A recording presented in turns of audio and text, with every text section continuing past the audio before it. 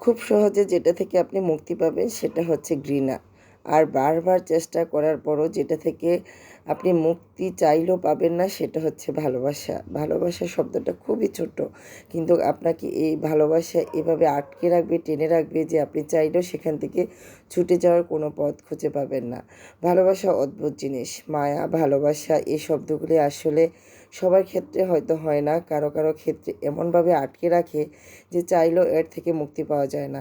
কিন্তু ঘৃণা শব্দটা খুবই ছোট, চাইলেও তার থেকে খুব সহজে মুক্তি পাওয়া যায়। জীবনে যাকে ভালোবাসবেন মন থেকে ভালোবাসবেন, আর জীবনে যাকে ঘৃণা করবেন একদম মন থেকে ঘৃণা করবেন। কারণ ভালোবাসার ঘৃণা এই দুইটা জিনিস না দুই রকম, কখনো এক হয় না। কারণ ভালো তাকে বাসা যায় যে আপনাকে ভালোবাসবে, আর ঘৃণা তাকে করা যায় যাকে আপনার সহ্য করা যায় না।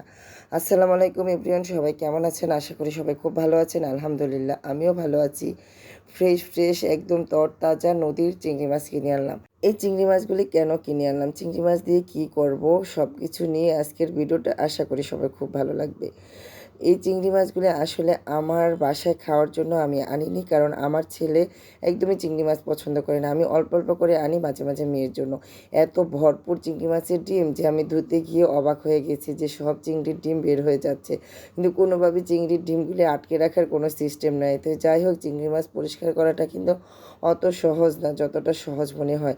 এই যে ভিতরে দেখেন কত বড় ময়লা একটা, এটা বের না করলে তো চিংড়ি মাছ খাওয়া অসম্ভব। তারপরে আবার এই খোসার ভিতরে থাকে মানে একটা ময়লার রগ, এটা ফেলে দিতেই হবে।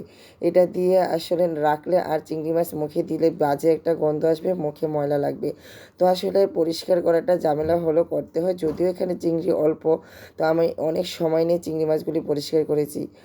তো যাই হোক, ভালোবাসার কথা বললাম। ভালোবাসা তাকেই বাসা যায় যে আপনাকে ভালোবাসবে, বা যে আমাকে ভালোবাসবে আমি তাকে ভালোবাসবো। তো ভালোবাসা অদ্ভুত, সবার জন্য সবসময় ভালোবাসবো, ভালোবাসা আসবে এটা নয়। আপনাকে যে পরিপূর্ণ ভালোবাসবে আপনি তাকে ভালোবাসতে বাধ্য হবেন, ভালোবাসাটা এরকমই। তো যাই হোক, চিংড়ি মাছগুলি পরিষ্কার করার পরে খোসাগুলি ফেলে দিব, এটা তো হয়ই না।